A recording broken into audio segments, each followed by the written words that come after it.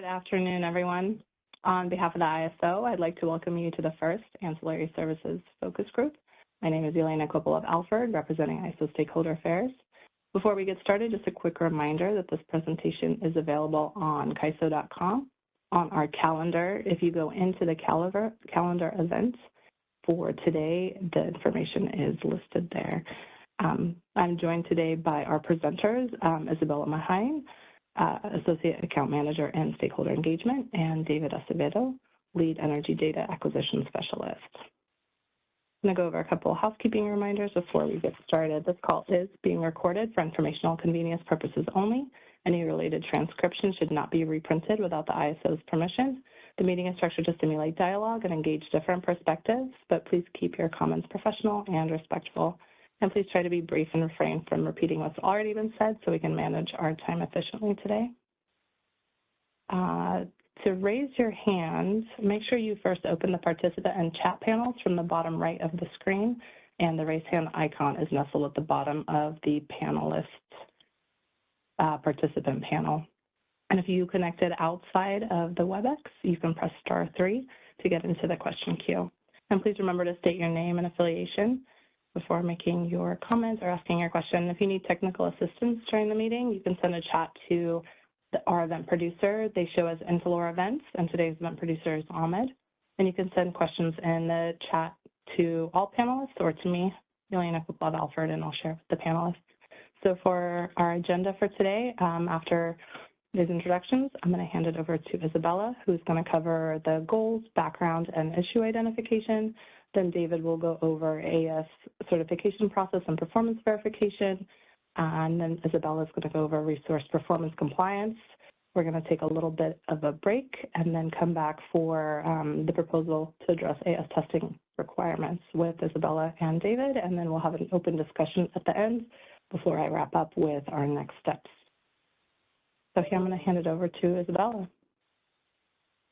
right, thanks, Elena.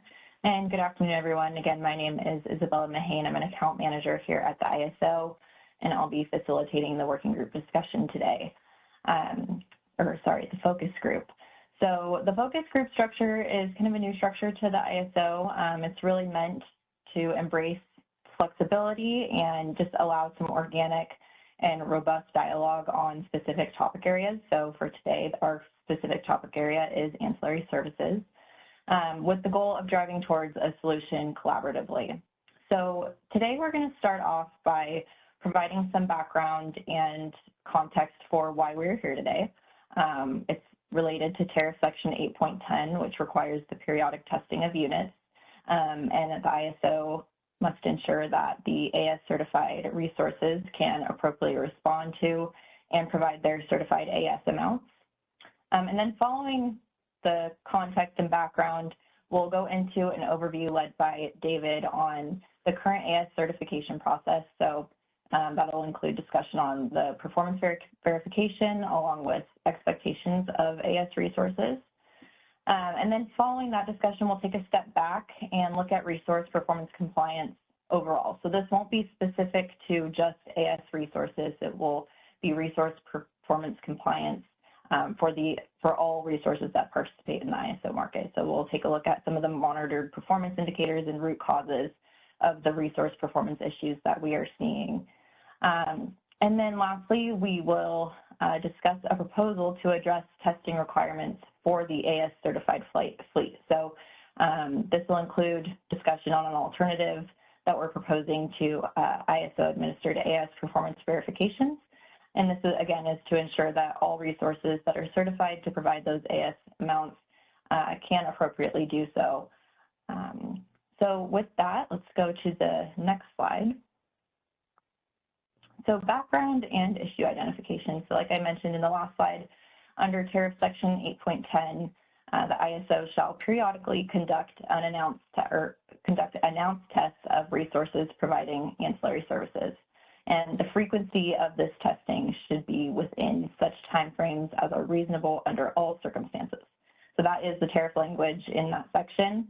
And the problem statement that we've laid out today to keep in mind as we go through the focus group is under the current available market mechanisms, the ISO faces challenges in ensuring testing of 100% of its resources certified to provide AS within such timeframes that are reasonable under all the circumstances.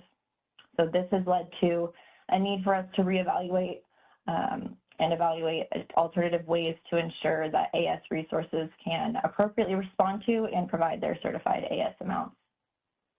So again, as we move through this focus group today, just keep this problem statement in the back of mind, and we'll revisit it later on in the discussion along with the proposed solution that we'd like to get all of your feedback on today. So with that, I'm going to turn things over to David, and he's going to start us off with an overview of the current AS certification process and the AS performance verification. So David, I'll turn things over to you if we can go to the next slide. Thank you. For this part of the presentation, we'll go over the current certification process, the checks we do for resources that get awarded AS, knowledge expectations, and recent changes to relevant processes. Next slide. For this first slide, we have a high-level overview of the certification process. A summary of this is: 1, make sure systems are functioning. 2, submit the request for testing. 3, conduct testing. 4, return the resource to normal operation status after testing. And then 5, once the results are received, a RDT can be submitted to update applicable certifications. Next slide. Before completing the certification process, there are a few things to keep in mind. You need to ensure that all required telemetry is functioning, complete PMIN and PMAX testing, and make sure that the product certifications don't exceed whatever was tested for PMIN and PMAX. You can kind of think of it as like your min and max limits for anything that can be certified.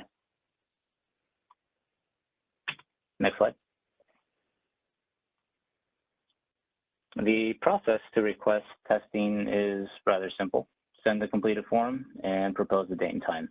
We'll work with you on the earliest date we can accommodate. There's obviously some more details to that, but that's a pretty high-level overview of that. We try our best to accommodate any of these requests, so yeah, we try to make that easy. Next slide. On the day of testing, the resources should be in a state that will allow us to run the test. Common issues are showing up to a test with a fully discharged or charged battery, or not having personnel available to properly control the resource. If testing can't be completed during that run, results will not be provided. Additionally, results on the certification forms that we provide will reflect exactly what was observed via the telemetry for point of delivery. So we sometimes get, like if you're getting different readings on the gross, we're always going to be looking at that POD because that's essentially what you are delivering to us. So something to keep in mind when setting up controls. Next slide. For regulation, our validation efforts primarily rely on the PFPR process and the regulation performance audit. The PFPR process has a focus on resource accuracy and is assessed over the course of the quarter, whereas the performance audit is a check on whether a resource is able to provide dispatch capacity if it meets the audit threshold criteria. There may be situations that require manual intervention from the resource. Awards are binding, and as such, the resource should be placed into the expected operating mode unless instructed otherwise.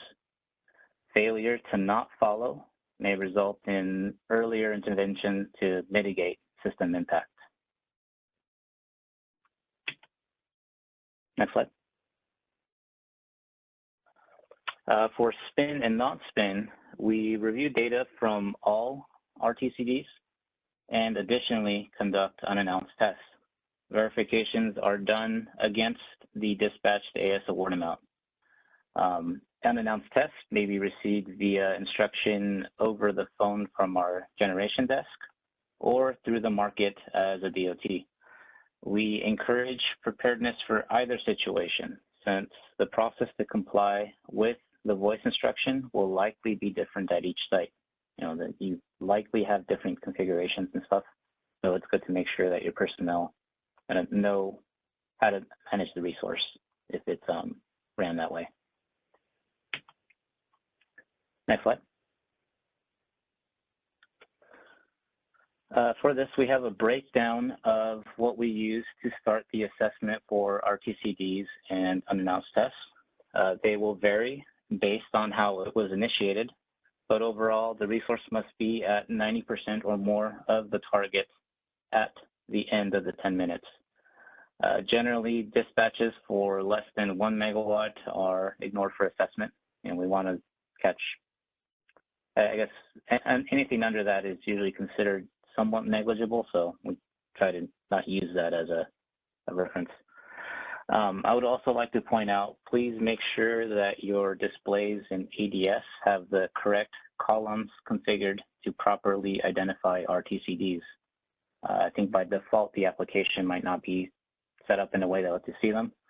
So contact your client rep and they can point you to some information for how to configure that. Next slide. Something expected from all resources is that they must ramp linearly between instructions. Previously, and I'm not even talking that long ago, maybe like 5 years ago, this wasn't really an issue, but with the amount of battery resources that we are getting, it's critical that ramping be at a controlled rate. You know, we don't want to see 100 megawatts in 2 seconds, since there's nothing in the market that'll really respond that fast, safely at least.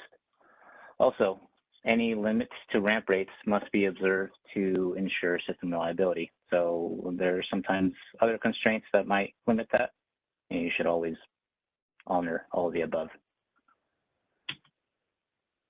Next slide. Listed on this page, we have the required points for regulation. Definitions are listed in the telemetry VPM. I think we'll have a reference for that at the end. We encourage operators to be familiar with the terms and definitions so that we can talk apples to apples if remediation actions are needed or for troubleshooting. Failure of any of these may keep the resource from getting new set points. You might be in the middle of an award hour, and if something fails on one of these, it might just stop updating at that point. Next slide. David, are you going to take a question on this slide? Oh, yeah, I guess we can do, you know, I don't think I went over that. So we can do questions at the end of each slide or at the end altogether? However you prefer. We can wait until the end of the section. Okay, yeah, let's do that. Okay. We're already down most of the way, so thanks for asking about that. Let's see, where were we? Okay, so it's been commented in other points of this presentation, but it's imperative that personnel operating sites know what the critical telemetry points represent. There should be an established process to get the resources into the correct operating mode in events where automated processes fail, as it does happen every once in a while. Next slide.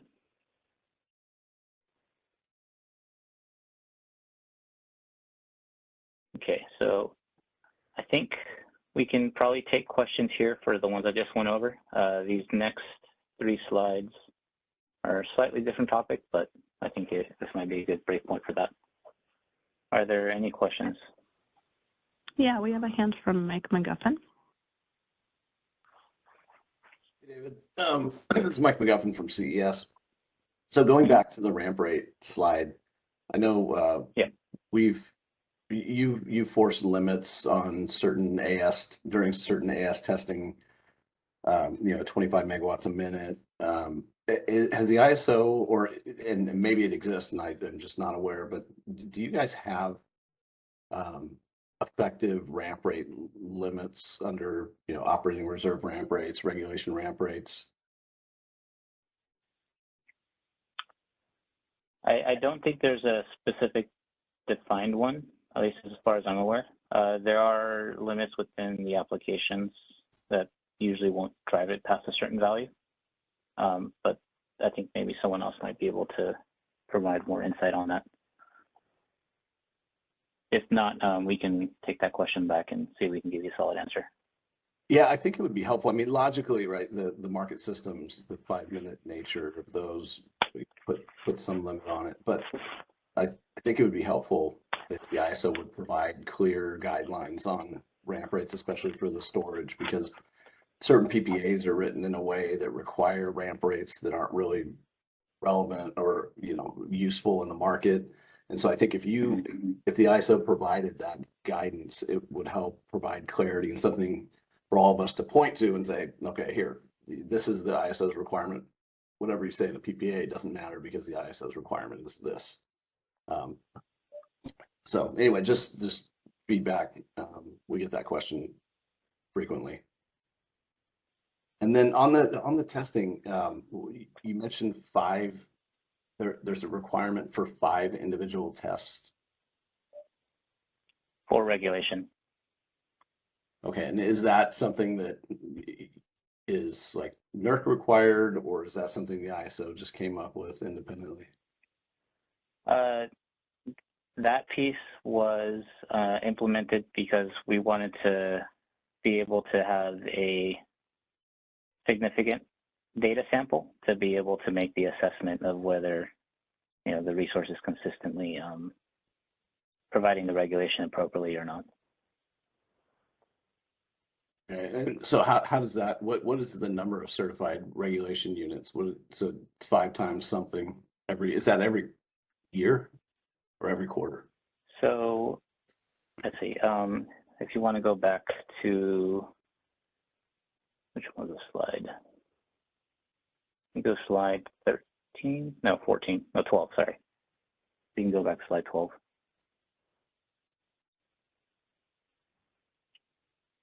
So are you talking about the performance audit or the PFPR piece? Yeah, I'm guessing the performance audit. The performance, yeah. So the minimum 5 valid assessments. So we're basically looking for 5 instances where the resource ramped above a certain threshold, like a percentage of its total capacity, to make sure that it's able to provide like significant changes in generation. Okay, so these are 5 was tests then. These are just after the fact audits. Yes. Okay. Okay, that's helpful. Thank you. Okay, and I think Mark had a comment. Yeah, good afternoon, and thank you for the question, Mike. For those who don't know me, my name is Mark Richardson, Manager of Stakeholder Engagement and Customer Experience. So I know one of the BPMs, and I'm feverishly looking for it, for IBRs at least, does have a ramp restriction of, I believe it's 20% of your PMAX per minute, which essentially is, from 0 to PMAX over a 5-minute interval, because that's basically as fast as the market's going to try to move you anyways, or the most restrictive it could, or the fastest it could be over that 5-minute period. I'm just trying to find the section, and once I find it, I'll post it in the chat.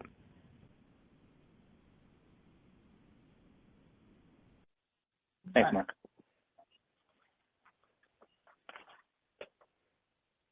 Any other questions before David continues? I'm not seeing any other hands, and there's no questions in the chat. Okay. All right, I think we're on slide 18.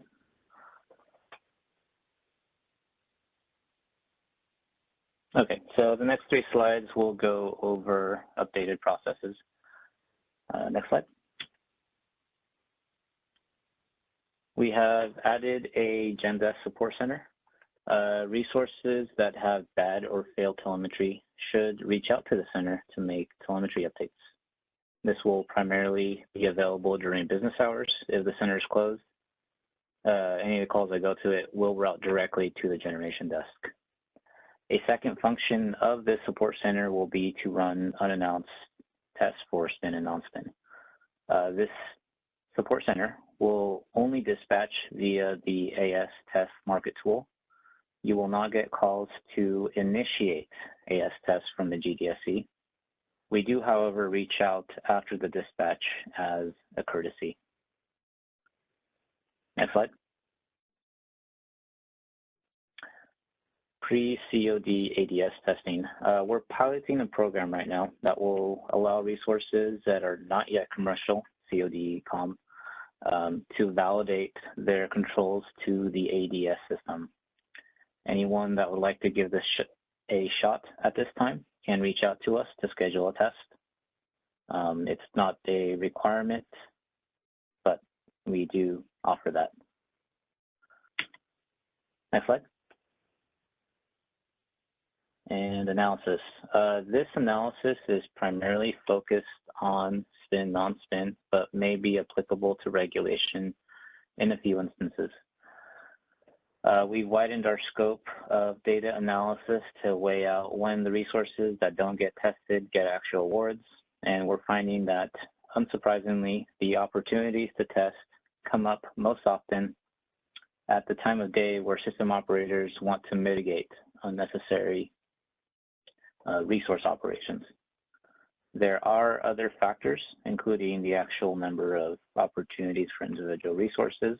All that being said, this is kind of the meat of the problem. There are resources that are being awarded, but try as we may, we have not had a recent performance to back up their current capability. Are there any questions on the last 3 slides?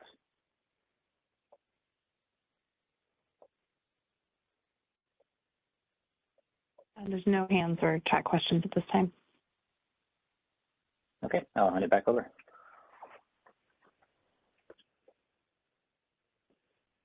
All right, if we could go to the next slide, we are cruising through the material today, so we might wrap up a little bit earlier than expected. But if we take a step back now and look at resource performance compliance as a whole, as it relates to all resources that participate in the ISO markets, again, not specific to just ancillary services.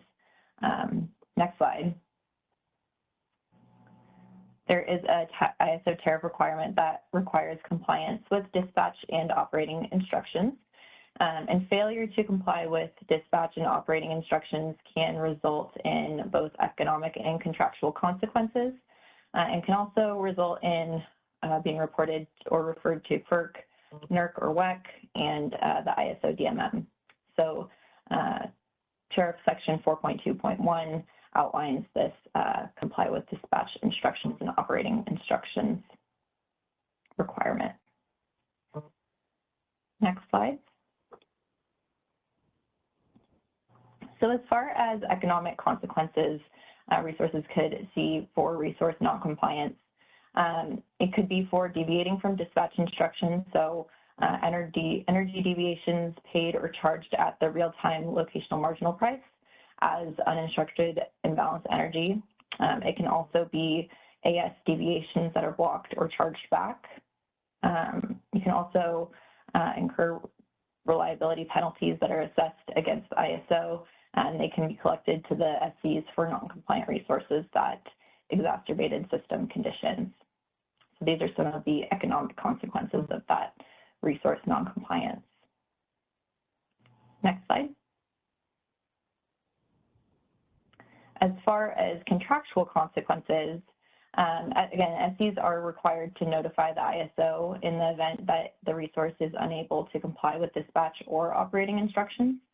And failing to comply with operator instructions and provide the required notifications is inconsistent with a few items. So that one is the ISO tariff, another being the SC agreement, and then also the resources interconnection agreement and PGA, so that's the participating generator agreement.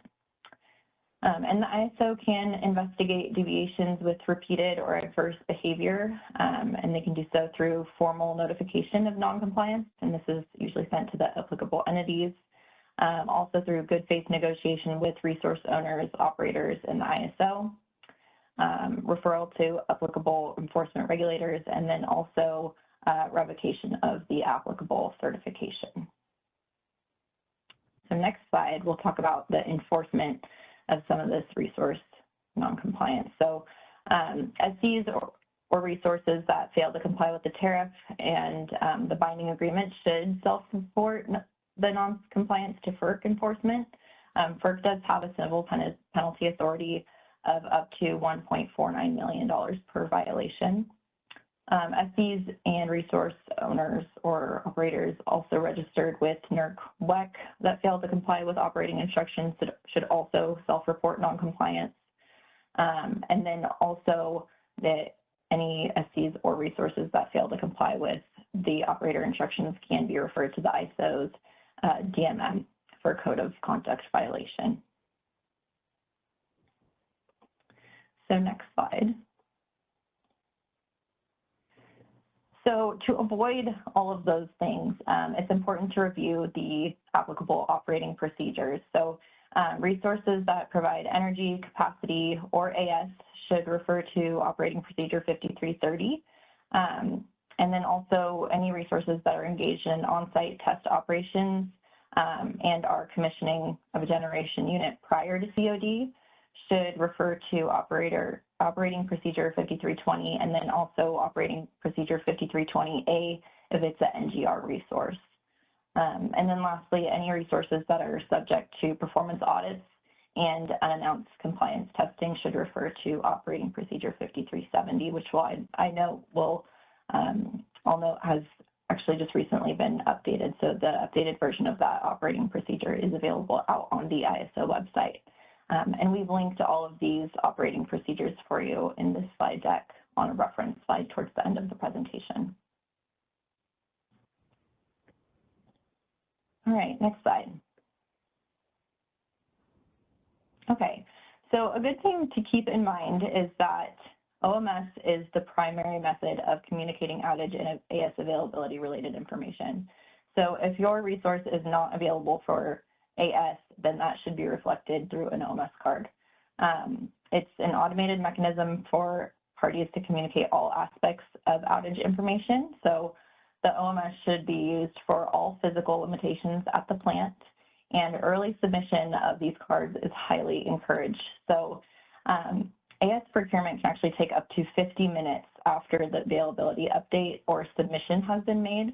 So due to the timing of the real-time market and the market runs, those timely updates and submissions of OMS cards are super important, especially when it reflects the AS availability, because it's key to preventing resources from receiving AS awards that cannot be met, and then in turn creating some of those resource noncompliance issues. So, for example, if a unit was to put in a card blocking their AS availability for right now, but then ended it an hour later, due to the time, the 50 minutes that it could take to re-procure the AS, there's really only about 10 to 15 minutes for the unit to update the card or correct the issue before the market would continue to award AS for the first 15-minute interval after the card ends. So super important to make those timely updates or submissions. Another thing that we are seeing sometimes is when battery resources run out of state of charge, then they'll go in and zero out the availability on the OMS card, but then not touch the load max piece or the out of service flag. So it's really important to update those elements as well. So any non-urgent outages should be scheduled based on the practices which are outlined in the outage management BPM. And you can also refer to section 8.2 of that BPM for real-time outage submissions. Next slide. Okay, so this slide is a snapshot of some of the resource performance tickets that we have in city right now. This was pulled towards the end of last week. But again, this is not specific to just AS. This applies to the entire resource fleet. So there have been roughly 258 tickets since March 2024, so in the past year. And this gives us an idea of the most common issues that are causing resource performance issues. So you can see here, the biggest one looks like not following the DOT. The second big one, not on AGC. But there are also other items that we look at. So not following operator instruction, maybe not following set point, not ramping linearly between the DOTs. So David covered that in his slides. That's something we look for. And see oscillations, any reg range that's less than the market award. So these are all things that we look at and have seen as resource performance issues. Next slide. So behind these issues are usually a root cause. So, is the resource not following DOT because of a communications issue with controller programming? Does it have to do with SOC management, training? Could it be communications issues between the SC and gen owner? Is it just equipment failure? So this is a snapshot of some of those root causes that may be causing those resource performance issues. So you'll see that right now, the biggest theme for root cause is the communications issues with controller programming. The 40 that are right next to it, that just, those are still under investigation. So a root cause has not yet been identified for those.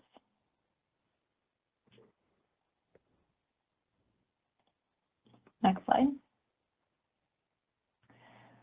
So again, the ticket snapshots are not specific to only AS, but many of the identified resource performance issues are the same types of things that are evaluated when evaluating AS performance. So again, some of those performance indicators include the resource's ability to follow dispatch operating instructions, the linear ramping between the DOTs, the response to operator instruction, and also response to RTCDs, and then the automated AGC activity.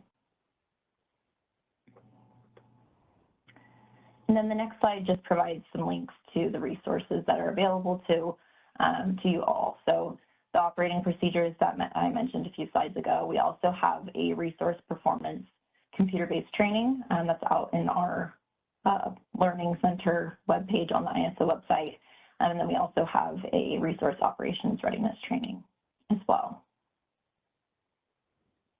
So any questions on any of that material?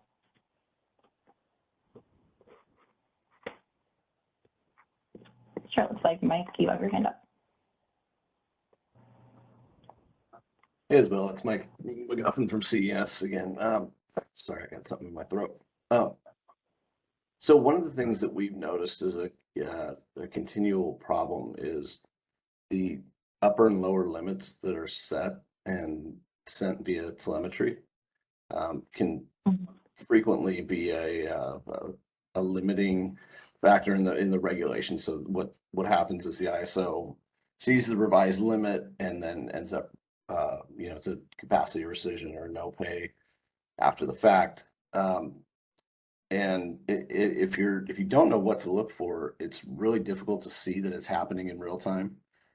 And I don't know if you guys have any statistics on how much those artificially constraining limits are impacting real-time ancillary service.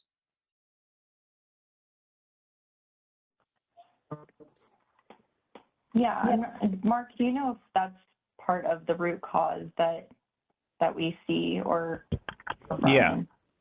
Yeah, no, we have those numbers. We're able to see those. Whether or not we're able to kind of generalize them and provide them publicly, I can follow up with our operations team. But one of the drivers behind some of those AGC buybacks is exactly that. Where let's say a unit is awarded 50 megawatts of reg up in day ahead, and then real time rolls around, and their associated reg range is much lower than that 50 megawatt award. I would almost flip it on the audience, and Mike, I know you've been around a while. What could drive some of that? Like, why? What you think? Are folks simply not dynamically updating those as they should be, therefore they're not necessarily accurate, or is it an attempt to manage SOC? Like, what are some of the drivers behind that reg range, those limits that are provided via telemetry? Yeah, I think some of it sometimes is just a case of incorrect control system logic that's, under certain scenarios is limiting the resource because, the vendor asset owner may not understand the impacts of those limit on the market. So I do think there's a fair amount of that where you're just getting incorrect limits. The units are available, but those limits are constraining the asset and forcing you guys to procure more in real time. So I think I don't know what the solution is, but we've had to work through that issue with several of our resources and make sure that the control systems we're not submitting those artificial limits or figuring out which scenarios were triggering it. And Right. I don't have good feedback on what those scenarios are, but that may be something that provides some.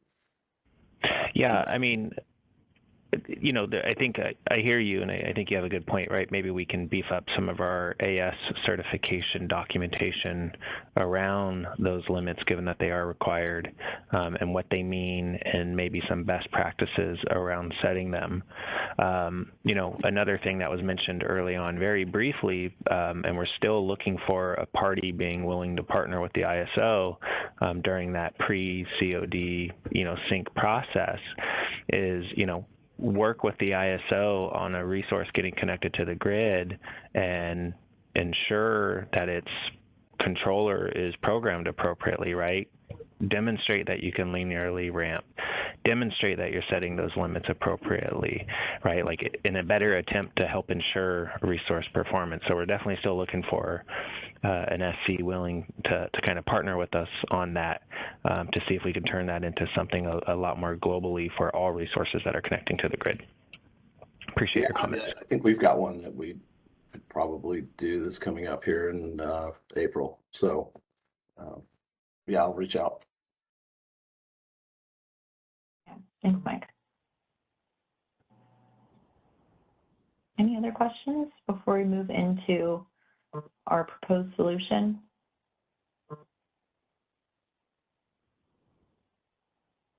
Okay, and I know we have been cruising along and we originally had a break scheduled, but I think we can keep going and just wrap up a little bit early. So if we can go to the next slide. Let's talk about the proposal that we'd like your feedback on to address the AS testing requirements. So next slide. So again, if we go back to that problem statement that was shared at the beginning of the focus group, the issue that we're facing now is that under the current available market mechanisms, the ISO faces challenges ensuring testing of 100% of its resources certified to provide AS within such timeframes as are reasonable under all the circumstances. So this has led to a need to evaluate alternative ways to ensure that AS resources can appropriately respond to and provide their AS amounts. So the proposed solution is, upon notification from the ISO, the SC would be required to self-attest for their resources' ability to provide AS services within 60 days of the request. Now, there are some specific attestation criteria for the AS products and regulations, spin, non-spin. So I'm going to turn it back over to David to walk us through some of those specific criteria that we're proposing be included in the attestation And then we would really love to get this group's feedback on this proposal along with the criteria. So next slide, and I will hand it back to David.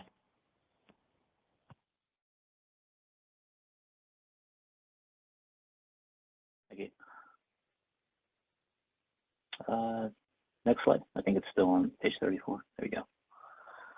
So for the attestation criteria, we broke it out into a couple sections. On this page is the criteria that would apply to all AS products.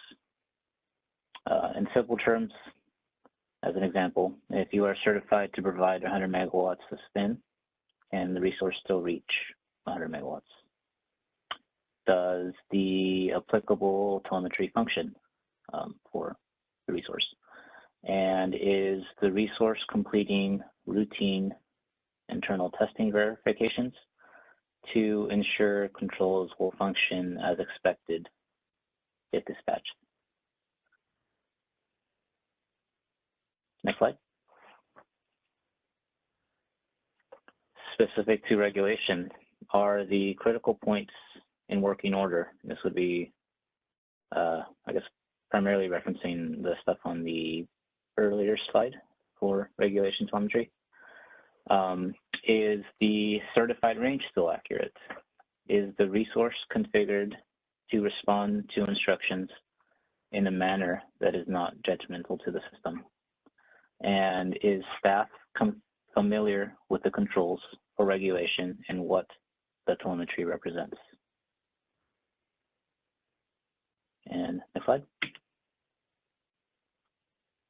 And for spin and non-spin, the attestation would include references to confirming the resource will be ready to respond during awarded periods, that it will respond as expected, that operators will have any necessary displays in working order, and for spin, that it's been verified that the governors are configured correctly.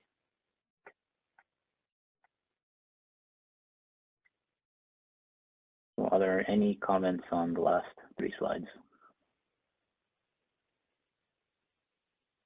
Yeah, we have a hand from Mike. Mike, go ahead. Hi, it's Mike from CES again. So this is going to be required from scheduling coordinators? Yes. Okay. I think there's a big gap between scheduling coordinator functions and the functions, some of the settings and operations that you guys are requesting that we would attest to here. I think, the resource owners are definitely in a better position on some of these things. And so I would maybe consider dropping the attestation to, something that is associated with the LGIA or, something PGA, whatever it is, and having it be a resource owner requirement. There's some of this stuff that we can easily confirm. Some of it's a little more difficult and would have to go into, layers of systems that we don't necessarily have access to or control of. So just if you take that into consideration. So part of the thought process behind that is dispatches are sent to the scheduling coordinators first, right? It's the scheduling coordinator that passes along the instructions for that. So it's kind of like the first in the path in I guess responding appropriately, right? I think that's at least the reason we're thinking of delegating that with the SEs. Okay. Yeah, I mean, I understand ultimately we're responsible, but I think this gets to a level that it could be a challenge for us to confirm this specifically. I mean, what will happen is we end up getting an attestation from the generator owner and just pass that along to you, right? For some of this stuff. So, including the SCs in the middle, I don't know if that's efficient or effective.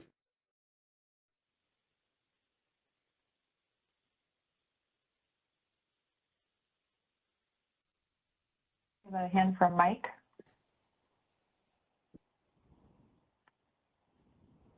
Everyone, this is Mike Whitney with NCPA. Great discussion. Just I thought I heard something about KISO passing signals or instructions to the generators through the SC.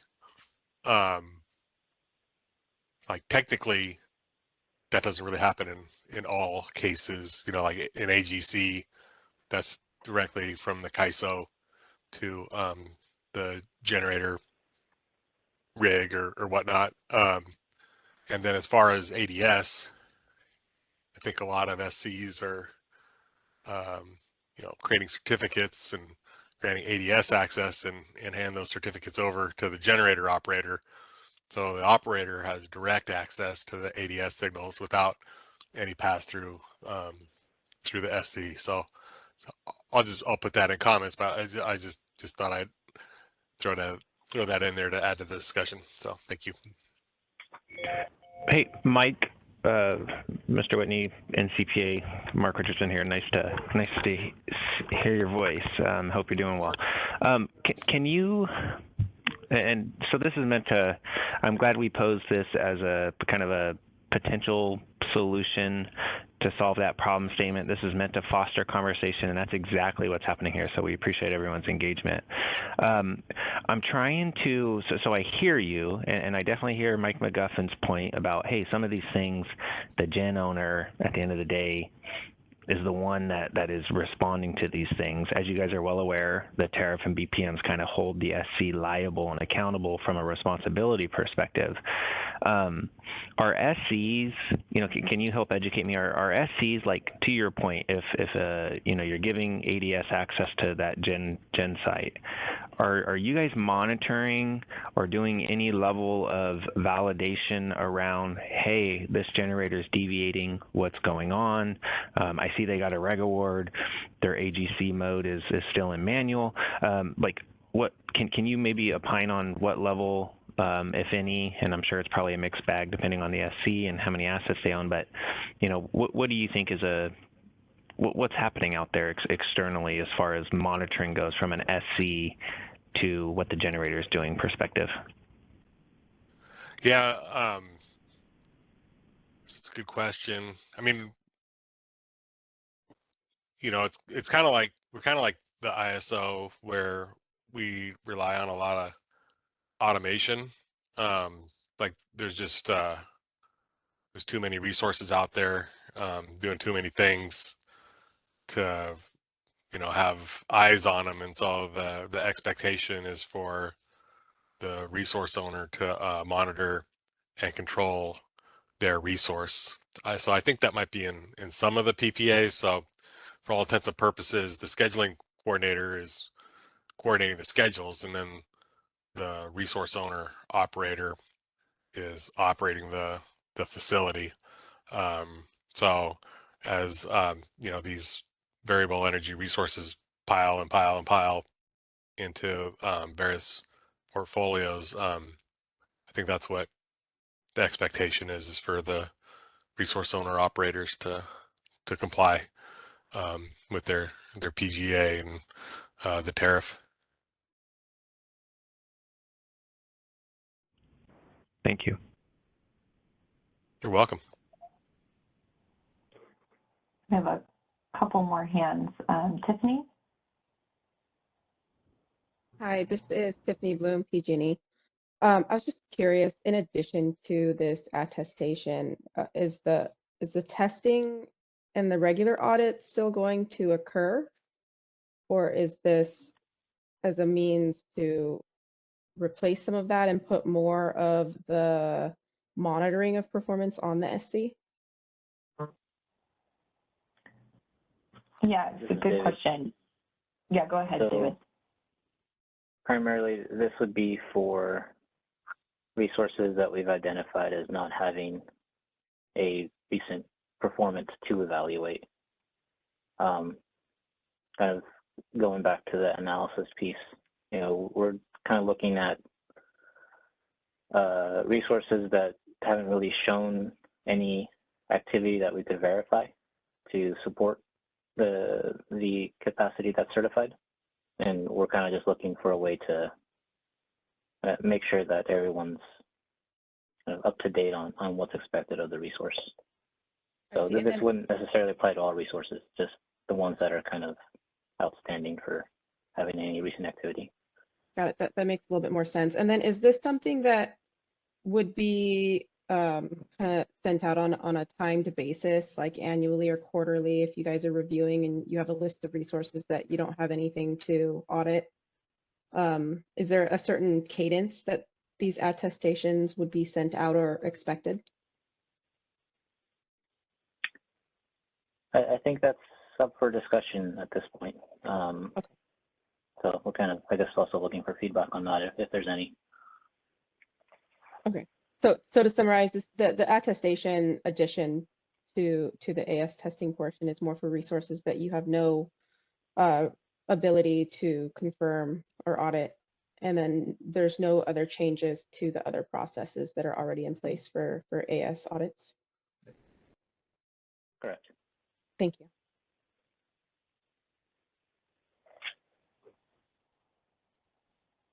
Mike, did you have another question? I see your hand still up. No, I did not. Sorry about that. Thank you. Oh, no worries. And I thought I saw Mike McGuffin pop back up. Mike, did you have another question? Yeah, I lowered it, but now I do have another question, so thank you.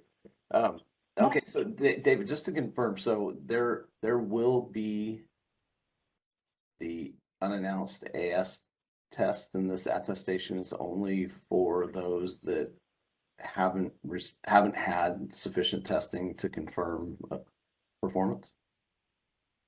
Yeah. So the other parts of the processes will remain the same. This is just for like the outliers that we don't have any data to look at. And is that for all products, reg and spin, non-spin? Yes. Okay. All right. So it's not okay. So it's less impactful than I thought. It's not covering all performance. You're not. It's you still will have the ISO's visibility and test results to manage the process for most of the capacity, certified capacity. It's just those that are either aren't awarded or yeah, there's just reasons you guys haven't been able to test them. Yep. Okay. Thank you. And one thing I guess to keep in mind too with that is, you know, if one resource holds certifications for all 4 products, you know, we test for each product. So even though they may have been tested for one product, we may be wanting to verify that, you know, everything is being met with the other products as well. Okay, so I guess I've got a follow up then. So is it certified, or is it that's listed in the master file as being active? And the reason I ask is like non-spin for batteries doesn't make a whole lot of sense, but most PPAs don't distinguish. They just say, you know, you must certify for all ancillary services. And so most resources get certified, but we then don't include that in the RDT and, you know, and therefore do not offer it into the market.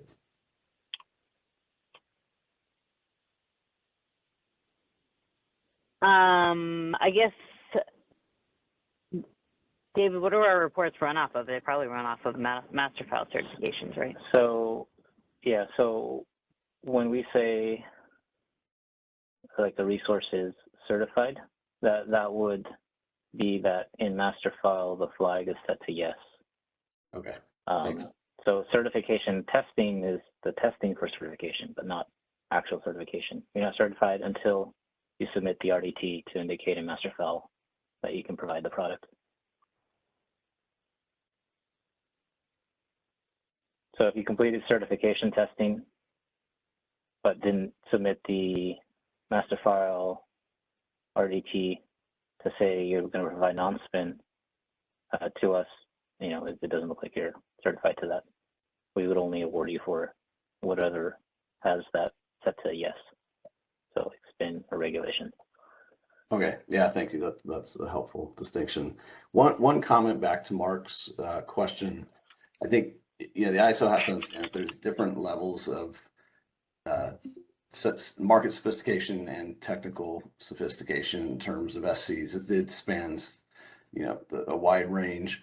Some have the ability to directly connect. I mean, we try to connect our SCADA system to every single battery that we're managing just for this purpose, but that's not necessarily possible across all SCs that manage batteries.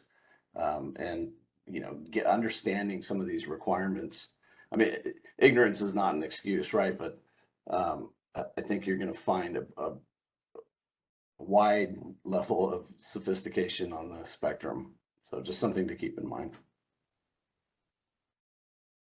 Thanks, Mike. And again, this is a proposal meant to spur discussion. So if there are any other thoughts on how we can achieve this 100% testing or performance verification of certified AS products, please raise your hand and share, or if you need some time to think more on it, include it in your comments. We'd love your feedback. I think I am, I guess, kind of wanting to challenge a little bit or open the discussion a little bit with it, because I think, what we really struggle with in the control center is sometimes when we really need this response and we call the scheduling coordinators, and they may not have the ability for that to be whatever the item is that needs to be fixed, that's the only person that we speak with. So it's like it's kind of, I do empathize with the problem, but I feel like the onus has to come on the scheduling coordinator when that's who we directly communicate and have the responsibility lie within.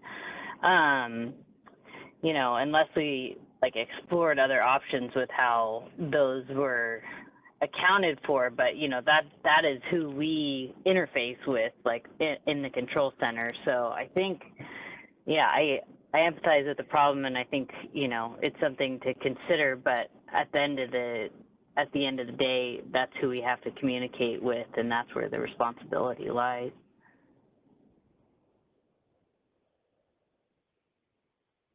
Thanks, Kelsey. Any other comments or questions from the group?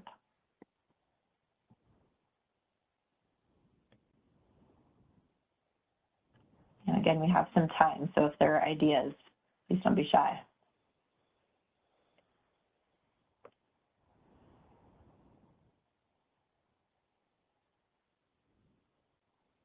And we will be taking comments following today's focus group.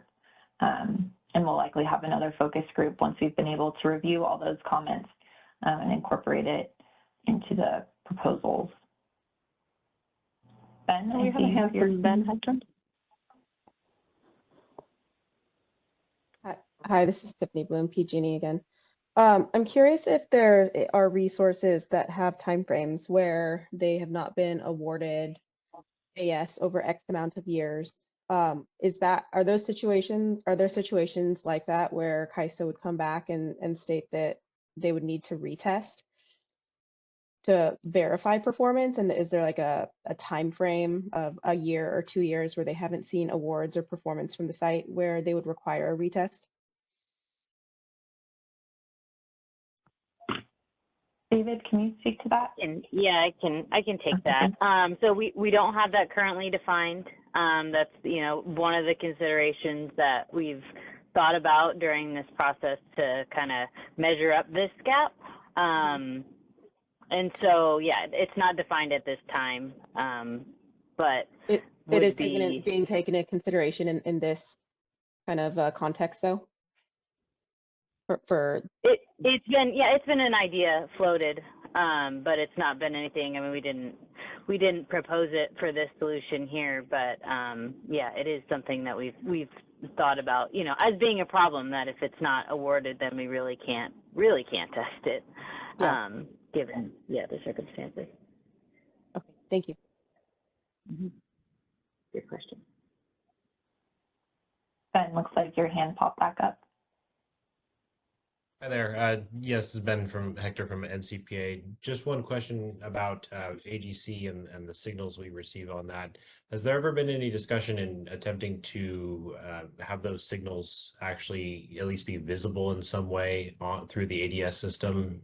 Because that's always oftentimes that signal when we're, as the schedule coordinator, also having to contact the resource owner and try to troubleshoot and figure out where they're trying to be. They don't always see the correct number, and we have very little ability to then tell them what number they should be seeing on the AGC side of things, especially as they're dealing with more and more software-based tools as they're dividing up the portions of a BESS, for example. And so not being able to have any number that we can back check with that resource complicates our life.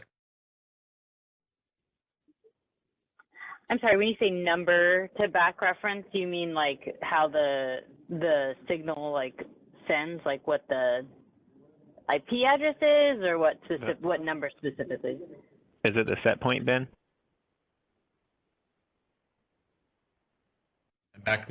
Yes, the set point, correct.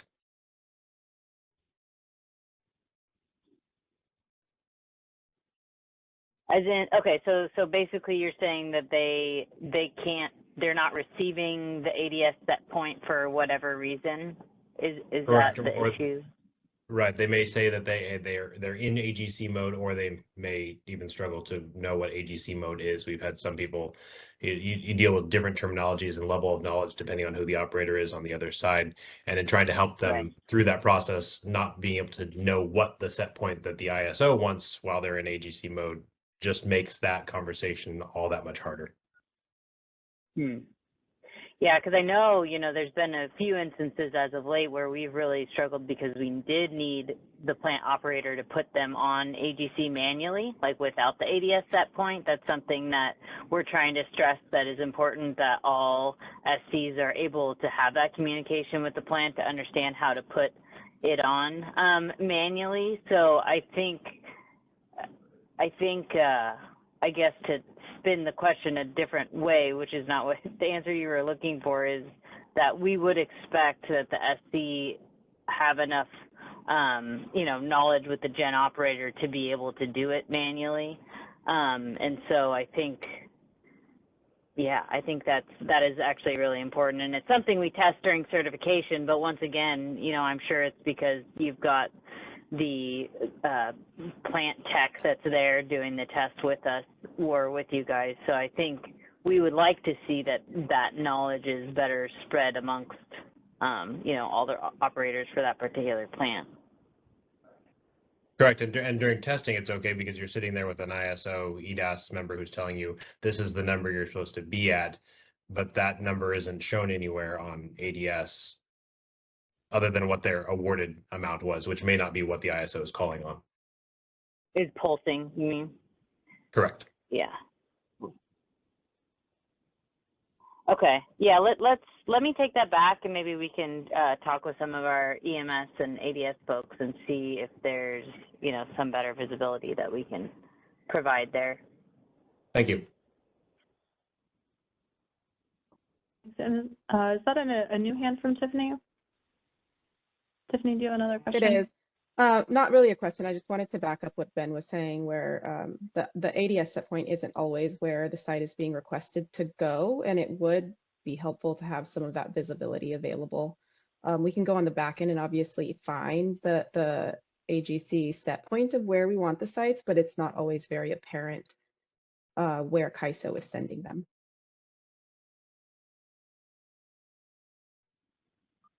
Okay. Yeah. It sounds like it maybe might be nice, to have maybe a couple working groups with you guys so we can share screens and see, maybe troubleshoot through some of that with some of our experts on the line, and see if there's anything more we can do there. I know there's been some side efforts for some other visibility improvements, but those are projects that are going to take a little bit of time to improve. But in the meantime, yeah, we can try to set some of those up.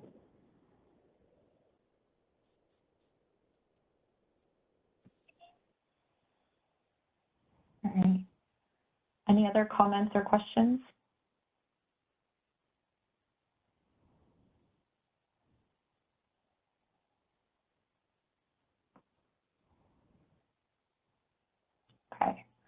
Then we can go ahead and move into next steps. So I will hand it back to you, Yelena.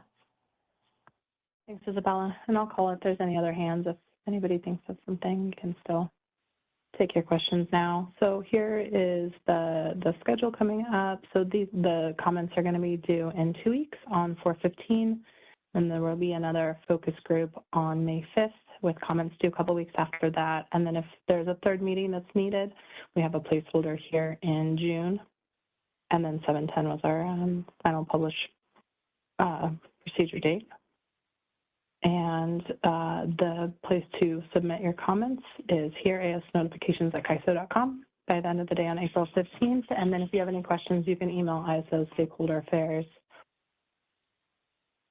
And then I just have our promo slide. If you would like to sign up for the Energy Matters blog and have this emailed to you directly, the information is listed here. And then we just have a few, if you are looking for any links for any of the meetings to join for this week, we have them listed here. And then we have other trainings and market simulation details and BPM changes for this week that you can take a look at on our slides here too. Thank you so much, everybody, for joining our discussion today, and we look forward to your comments. Yeah, and I'll just also note if there's any interest in joining that pre-COD pilot program, please reach out to the EDAS team as well. So we look forward to your comments, and we'll talk again during the next focus group. Thanks all. This event has concluded. This event is concluded. Thank you for using event services. You may now disconnect.